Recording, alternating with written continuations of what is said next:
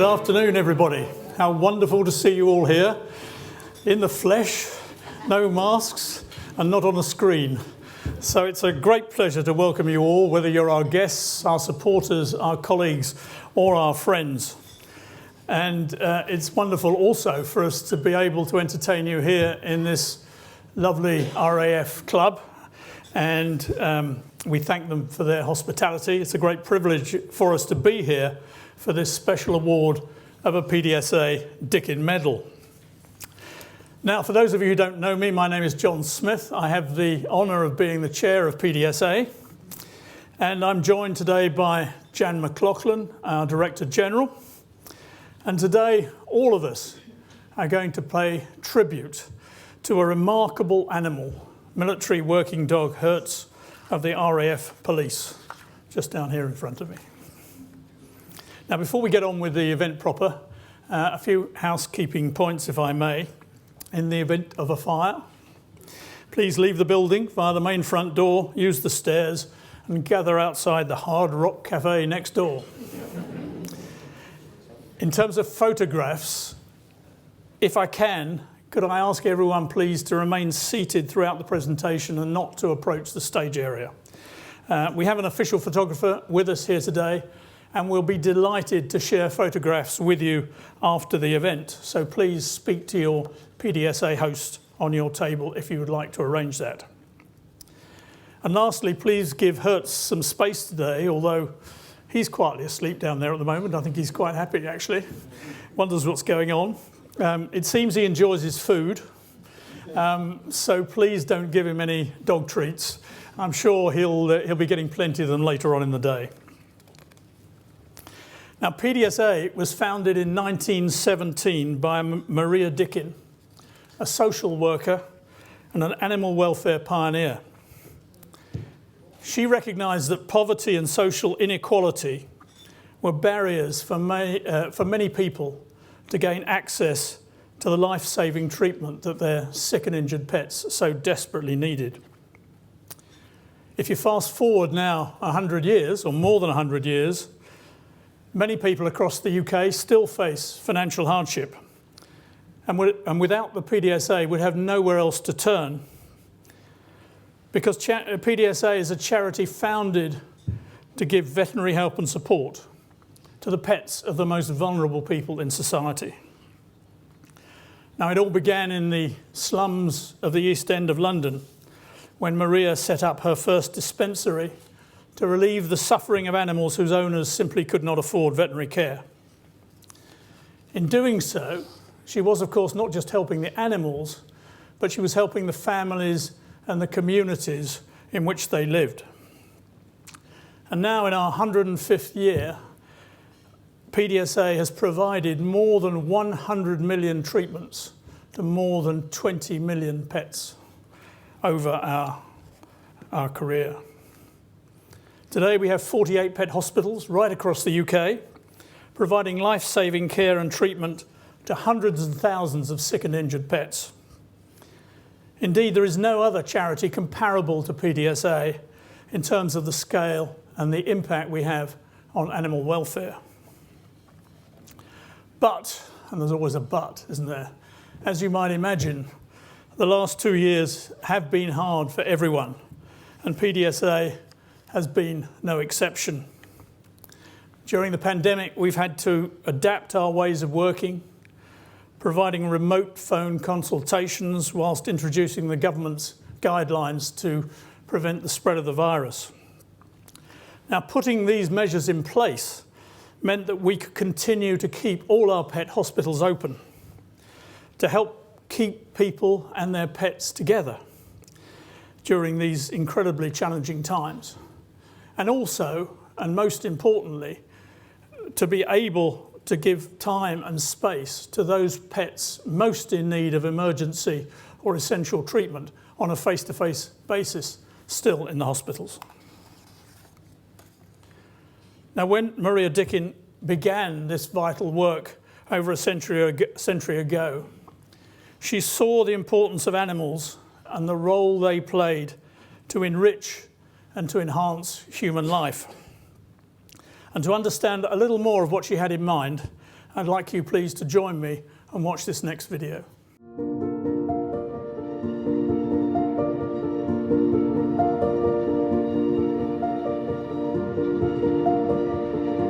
At the height of World War II, PDSA founder Maria Dickin sought to recognise outstanding acts of animal bravery and devotion to duty on the home front and in action overseas.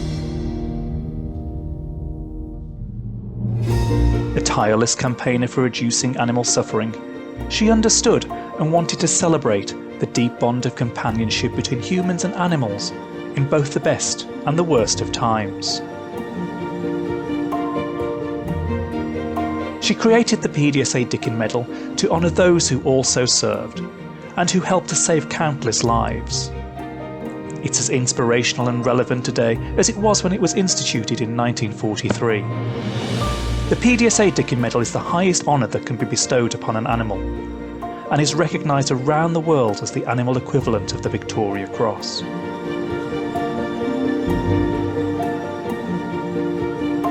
They all displayed outstanding courage or devotion to duty in the face of conflict. We've honoured animals for their intelligence and skill, their loyalty and devotion, even laying down their lives for the people they love.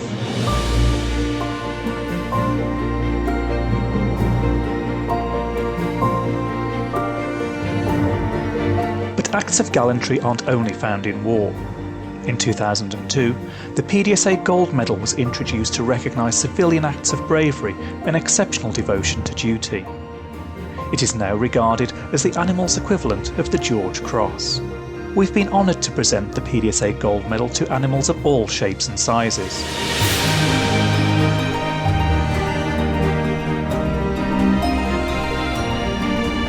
In 2014, we added the PDSA Order of Merit to our awards programme.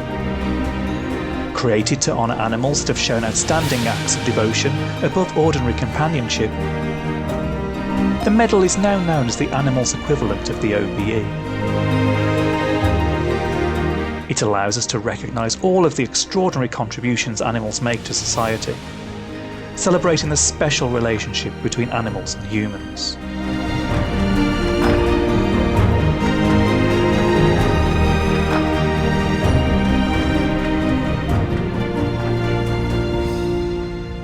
Together, the PDSA Dickin Medal, Gold Medal and Order of Merit form the most prestigious animal awards programme in the world, helping us to continue our founder, Maria Dickin's mission to raise the status of animals in society.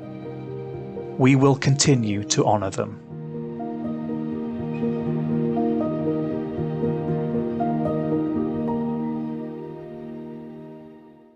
Now, ladies and gentlemen, it gives me great pleasure to introduce to you the Director General of the PDSA, Jan McLaughlin.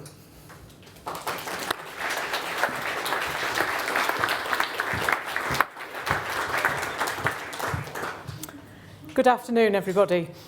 As you can see, the PDSA Animal Awards programme is held in very high regard. Maria believed that if animals were recognised for their heroic actions, it would help to raise their status in society, ensuring they're better treated and respected. We continue this legacy today through our Animal Awards programme. I believe that our work in recognising the contribution animals bring to society is as important today as it was in 1943, when our founder, Maria Dickin, awarded that first ever PDSA Dickin Medal, notably to a pigeon, for delivering messages to and from the front line during World War II. We're here today to recognise and pay tribute to another heroic animal, one of just 74 in almost 80 years since its inception, and that's to military working dog Hertz. As you're about to see, Hertz's skills out in Afghanistan during Operation Herrick 19 protected troops from the ever-evolving advances in digital intelligence. His actions whilst out in Afghanistan undoubtedly saved the lives of countless military personnel and civilians. Hertz is now retired, as John said, and living very peacefully with his new owner, Paul, and I'm delighted that Paul and his family are able to join us here today.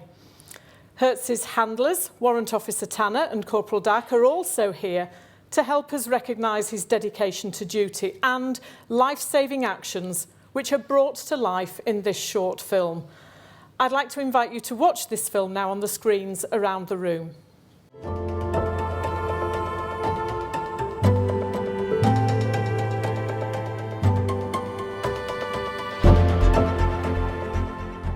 "103 Military Working Dog Squadron was deployed to Camp Bastion, Afghanistan in August 2013 in support of Operation Herrick 19. The squadron was made up of RAF police dog handlers and Royal Army Veterinary Corps personnel to support the Force Protection Wing in theatre. The squadron was tasked with the vital role of securing and protecting Camp Bastion and its personnel against the heightened threat of both an intruder and insider attack. Sadly, both threats had previously claimed the lives of US and UK servicemen and women. The ever-changing tactics of the enemy, including the increased use of personal electronic devices, PEDs, to gather intelligence, were a clear and present threat to coalition forces. These devices included mobile phones, SIM cards, lithium batteries, voice recorders, GPS devices, and controlled drugs. The Ministry of Defence identified that there was an operational necessity for trained military working dogs to detect the presence of PEDs, their component parts and ancillaries. This would be the first time the British military had used military working dogs for this role. In 2013, I was getting ready to go to Afghanistan for the second time, and part of my pre-deployment training, it was identified that we needed to take a dog out into Afghanistan that had the capability to find mobile phone devices and other electronic communications equipment. And this dog was identified as Hertz, so I was given Hertz. He was a fully trained drugs detection dog, and I was tasked to train him in extra capability, and that was to find mobile phones and communications kit. Around about 8 or 9 weeks trying to get him keyed in on mobile phones and the rest of that kit, and eventually, by some trial and error and taking some advice from other government agencies, we worked hard and we produced a dog that we were confident could pull off the result that we required out in theatre. In the British military, a dog had never been trained to find mobile devices before, and since he left theatre, we haven't trained any dogs since. So yeah, he's very much a one-off. Attached to the RAF police operations team for the majority of search tasks, Hertz and Warrant Officer Tanner were deployed and working daily within the numerous compounds, both military and civilian, that made up the vast footprint of Camp Bastion. His role was to ensure areas were free of PEDs and drugs, and to secure the safety of military personnel and local people. A threat had been identified out in theatre that communications were being passed over the fence in both directions, and this was something that we needed to stop in order to keep British and coalition forces safe. Throughout the 9 months that we were together in Afghanistan, Hertz and I travelled roughly all around the country. We concentrated most of our efforts on the bases within southern Helmand, and we never left the place leaving people disappointed. He always produced results. One search that does spring to mind is a search that on a particularly hot day, temperatures would quite often get into the plus 40s in terms of degrees, so it was really uncomfortable for the handlers and for the dogs. And Hertz was working for roughly 40-45 minutes in plus 40 degree temperatures, which is a really long time. He'd worked very hard and he was starting to flag, and I was just about to call an end to the search, and we left the tent. He then picked his head up and he ran, and he went 30 yards to another tent, started jumping up and down outside the tent, and it turned out that there were 2 mobile phones rolled up in the outer skin of the tent. News of Hertz's success spread, and requests were soon coming in for him to be used as part of the search operations conducted by US and Danish forces, and he was also deployed to locations throughout Afghanistan, including Kabul and Helmand province. The longer we were on tour, the more Hertz's reputation spread. So when we turned up to carry out a search, he certainly wasn't the most welcome visitor in any location that we arrived. People were aware of what he could do, they were aware of what he could find. So let's just say he wasn't a popular visitor in certain places. Over the 2 tours that Hertz was there, he had over 50 individual fines and well over 100 items of contraband was seized. The majority of that was electronic devices alongside some illicit drugs to add to the tally. In May 2014, my tour came to an end after 9.5 months, and I then handed him over to Corporal Simon Dack. The handover period took around about 10 days. Despite the change of handler, Hertz continued to work with pinpoint accuracy. I was still getting used to the lay of the land, and we used to go out with this RAF police search team, and we used to go around contractors, so the locally employed, and translators. It also applied to British personnel. And Hertz took it in his stride. He was happy to search. He's got a high drive, he's keen, and he enjoys what he does. Hertz got that much of a reputation of finding everything. Honestly, he was finding everything on all the vehicles that the AMK9 handler, well, I think there's 4 of them, they refused to go in front of me because Hertz kept finding the fines or the kit that they were missing. So then they were following me, hoping they would follow up and find stuff, and they never did. So that shows you how good Hertz actually is. During the 13 months of Hertz's tour, there was not a single rocket attack on Camp Bastion. His work was vital to ensure the safety of all personnel working there, both locals and military. It is difficult to truly estimate how many lives he saved through his actions. His specialist training prevented attacks and uncovered intelligence, which gave British and Allied forces an advantage. There were no attacks on British forces on the bases that we were on. I would put that down in some way that the work that Hertz was doing stopped communication and stopped information and took away the chances that people were given to inflict harm upon British and coalition troops. Hertz's unique set of skills have never been seen before in a military theatre. In the ever-changing environment of military conflict, Hertz was at the cutting edge of defending troops from the ever-evolving advances in digital intelligence. His work undoubtedly saved many lives, making him a worthy recipient of the PDSA Dickin Medal. I'm over the moon he's got the PDSA Dickin Medal, because he really does deserve it. I'm incredibly proud of Hertz, and the fact that he's been awarded the PDSA Dickin Medal is a massive honour. It certainly doesn't come around very often, and for an RAF police dog to be awarded the medal is fantastic. He did some amazing work in theatre, and I'm proud to be associated with the dog.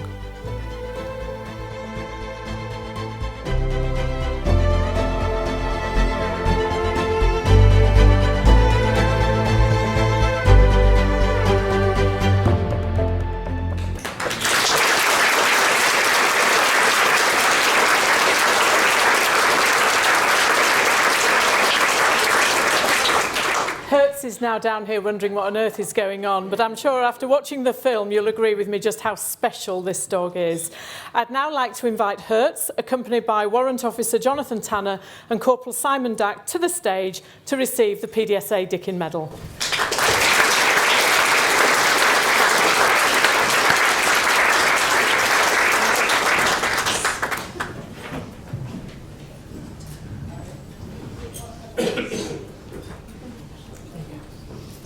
Well done. Thank you very much. That way around. Yeah. There you go, sunshine. There we go.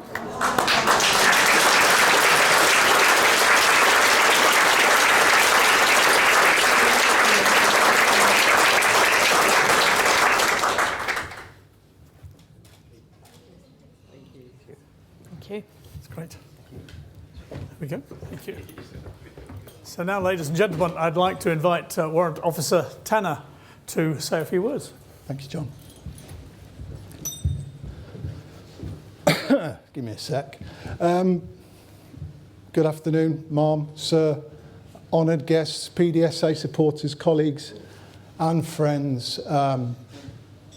It is an enormous privilege and it gives me great pleasure to be standing here in front of you all, having been asked to accept the PDSA Dickin Medal on behalf of Hertz, who is a truly wonderful military working dog.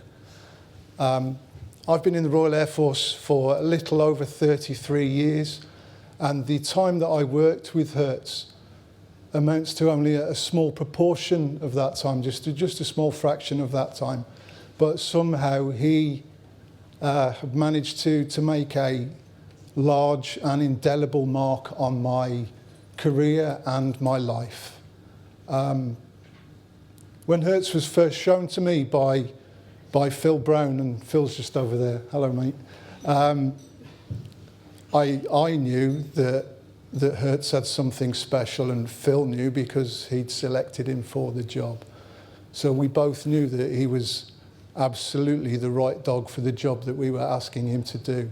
And as our training progressed, both Phil and I became even more convinced that Hertz was the boy that we wanted for the job that we were going out to do. His eagerness to please, his willingness to work, his drive and his determination, when lumped in with the ridiculous accuracy of his nose, were like nothing that I'd seen before. And when I took him out to Afghanistan, and on our very first operational search, he started finding the stuff that we were there to find, I thought that we would be okay. I had an idea that we'd be all right. And that continued throughout my tour until the day that I handed him over to Corporal Dack. He always surprised me. He always exceeded my expectations, and those expectations of the people that we were working with and around. And I know that on the day that I handed him over to Corporal Dack and we carried out our handover and they became an effective operational team, I know that the story remained the same. It was find after find after find, and that's why we're here, to acknowledge the work that Hertz did. But I can tell you that neither Corporal Dack or myself at any point imagined that we would be standing here honouring that dog in this way. So it is amazing for us to be here. So we are here to acknowledge Hertz and the work that he did and his achievements while he was out in Afghanistan. But I do see this as a nod to the work of all military working dogs and their human partners. They're often unseen and unacknowledged, and they are there 24 hours a day, 365 days of the year, helping to keep us all safe and secure, and that is an amazing thing. And as I look around the room and I can see the faces of a few of the younger generation of RAF Police military working dog handlers, and Tim Kalis, who's very old. And it's great to see you all here. And I'll ask that when you go back to your units after you've enjoyed your afternoon, and please do enjoy your afternoon, when you go back to wherever it is that you're based and you speak to your work colleagues, please tell them what you've heard, what you've seen, what you've learned of Hertz's story. And I hope that it acts as some inspiration and helps to enthuse you and your work colleagues to take your own dogs to the next level of performance. Just like the role that he was chosen to do, Hertz is a one-off, very much a unique dog in the world of British military working dogs, and without doubt, and I know Corporal Dack thinks the same, the very best dog that I've ever worked with. He contributed an important and substantial amount to the safety and security of British and coalition troops and civilian personnel during his time out in Afghanistan. And that's why we're here. But he's retired now. And he is living the life of Riley. And he really is. And he looks fitter and healthier now than I think anyone could have imagined for a dog that's approaching 11 years of age. And if I may, I'd just like to take this opportunity to thank Paul and Mitzi for continuing to offer Hertz the perfect place to put his feet up. So thank you both very much for doing what you do. And finally, I'd like to thank the PDSA. Thank you so much for the work that you do on a daily basis, helping people and their pets in their hour of need. And on behalf of Corporal Dack, of Phil, of Paul and Mitzi, of Tim Kalis, and at the RAF Police and every military working dog handler wherever they are around the world, and of course most importantly on behalf of Hertz, thank you so much for the PDSA Dickin medal. Thank you.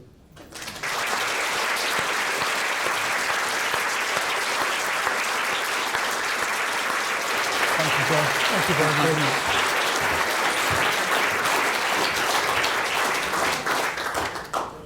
Well, ladies and gentlemen, I'm sure you'd like to join me in thanking Warrant Officer Tanner for giving us a special insight into what it's like working with a dog like Hertz, and also the effect that it's had on his life and Corporal Dack's. I'm sure they're never going to forget that period of their lives, and it's wonderful to share it with us all here today. Thank you. And of course, a final well-deserved congratulations to Hertz, who looks as though he's getting hungry. Now he's woken up.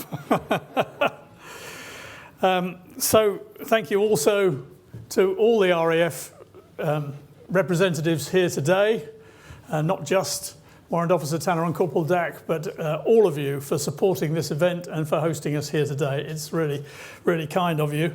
And I'm pleased to say that in a minute you'll be served afternoon tea. And I hope you've been introduced to your table hosts. There's one from the PDSA and one from the RAF. They'll be, I know, absolutely happy to answer any questions you may have. And I hope you have a really nice time for the rest of the afternoon. Enjoy this very special event. I had, in my words, put down here exactly what you said, Warrant Officer Tanner, that this is an event to honour Hertz, but it also shines a light on all those other military dogs that work across the services and making a contribution directly or indirectly to all our lives. So we hope that message will get out very strongly in the media coverage we've got for today's event. So let me thank you all finally for your ongoing support for PDSA. Your support, which, without it, simply wouldn't allow us to continue doing the work we do to help those sick and injured pets whose owners simply have nowhere else to turn if PDSA didn't exist. So thank you again, and enjoy your tea.